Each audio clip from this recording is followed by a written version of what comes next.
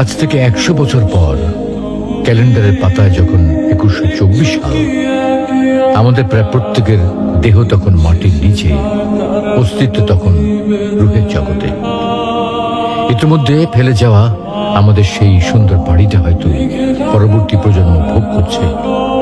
পছন্দের কাপড়গুলো ব্যাকডেটেড হয়ে গেছে। শখের গাড়িটা হয়তো অন্য কেউ চালাচ্ছে, আর আমায় খুব কম জনের স্মরণে রেখেছে। হয়তো কেউ ভাবেও না। হাতে তাদের সময় নেই, যাদের জন্য এত কিছু করতে করতে নিজের জীবনটাই শেষ করে দিয়েছিলাম।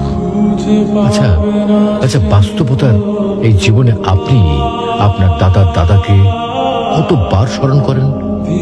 আপনার দাদির কথা আপনি কখনো কি আপনার মনে পড়ে? পৃথিবীর বুকে আজকে এই বেঁচে থাকা, এত হইচই, এত মায়া কান্না এভাবেই চলছে। গত হওয়া অসংখ্য প্রজন্মকে টপকে আমরা এই জীবন লাভ করেছি। তেমনিভাবে আগামীতে অসংখ্য প্রজন্মের ভিড়ে হারিয়ে যাবে আমাদের এই জীবন।